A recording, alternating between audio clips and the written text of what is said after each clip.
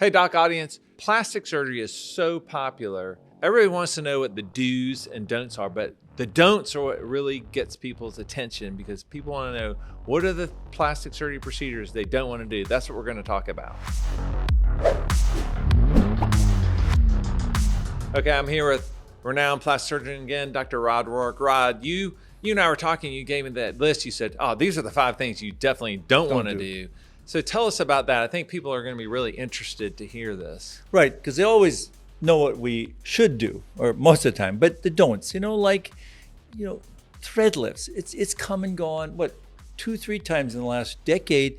And basically, don't do a thread lift. It doesn't work. It doesn't last, except in your checkbook.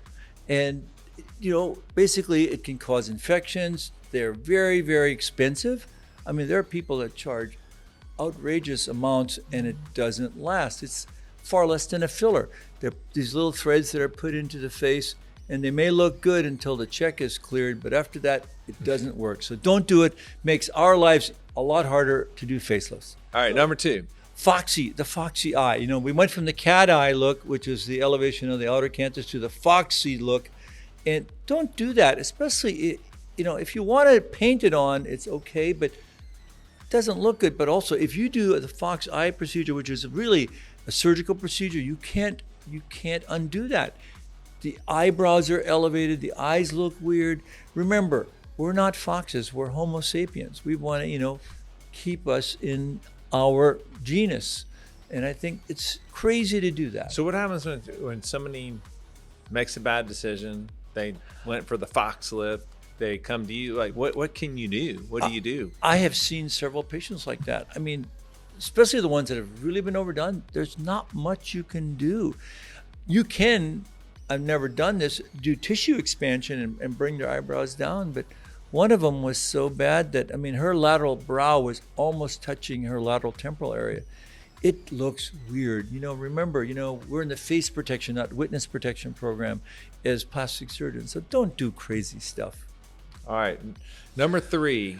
Overdone fillers. And of course, we see that all the time. Lips and cheeks. Oh my God, yeah. It's a pandemic. It's the next pandemic because the other thing is it's not temporary because even hyaluronic acid fillers, they don't go away completely. And we now know that. And they can cause all kinds of long-term problems with your lymphatics, especially around the lips and the eyes.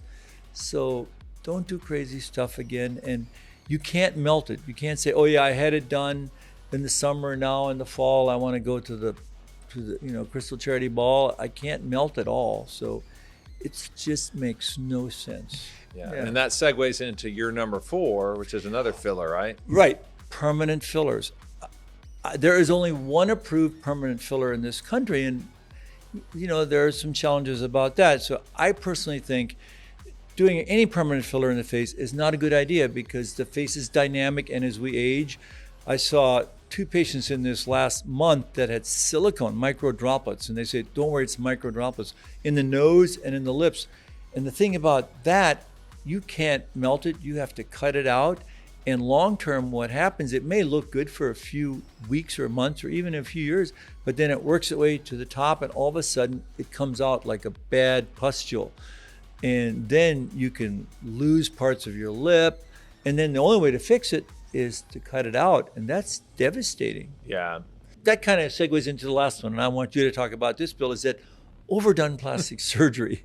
Okay, overdone. It's like food. If it's overdone, it's not good. It doesn't look good, doesn't taste good. So tell us about overdone plastic, breast dogs and you see that, like, whether it's the breasts, like these huge breasts, and people think it's all about volume, but they look terrible. And then not only do they not look good, but the complications.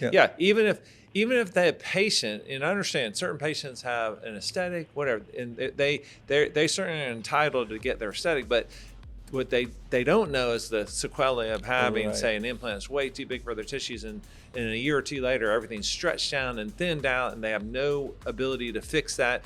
That's not necessarily in their best interest, and they don't like that.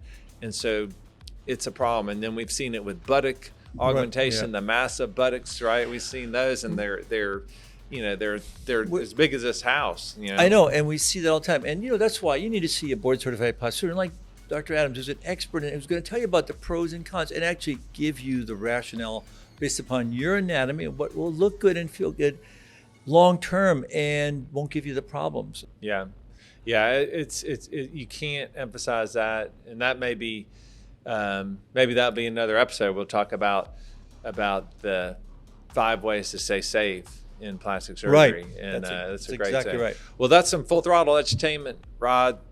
But if you like this, you should check out this one on the top plastic surgery star secrets.